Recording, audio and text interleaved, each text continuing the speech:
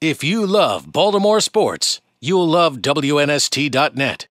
And I got to a couple games at Morgan last year. Must have been really neat for you last year to see Todd get them into the tournament and Itchy Bolden and the gang. And I went over and watched him spank Pat's team. Oh my God! I mean, and I watched him play UMBC earlier in the year when they were down by 23 and came back to make it a game. And you could tell Todd had something special last year. I was extremely proud. Todd Bozeman did an outstanding job last year. And if you watch him, you know he started the program to stretch. Yeah, there wasn't a lot there when Todd came in. And he was very fortunate. He surrounded himself with some guys who knew the inner city kids. They were able to get them to enroll at Morgan, Bolden, and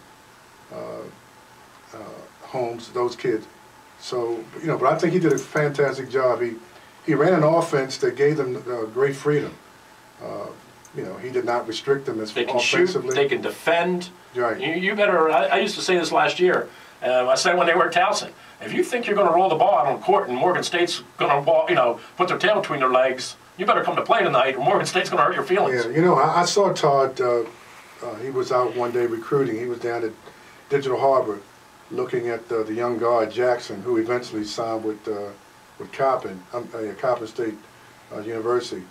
But he was sitting with us, and this was in early January, and he said he felt he had something special.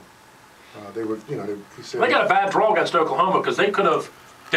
That was the worst draw they could get, I think, for that Griffin, who's the monster. True. But they could have given some teams a run for their money. I truly believe that. Truly believe it. Yeah, no doubt. But I'm very proud of him. He did a great job. Bob Wade with us here on the Comcast Morning Show, our little trip down Dunbar memory lane, and we'll talk more tomorrow and Thursday as well. We're trying to get everybody excited about Thursday night's premiere of Tommy Polly's movie Poet Pride, which was a great work for Tommy and his group of guys who have put together this look back at the greatness of Dunbar basketball. So we'll touch base. We're going to talk about David Wingate and Reggie Williams, because when you talk that era of basketball, they were the two guys who went on to make a significant impact at what was an interesting time in local basketball with Georgetown and Maryland. And we're going to do that when we come back in, so don't go anywhere.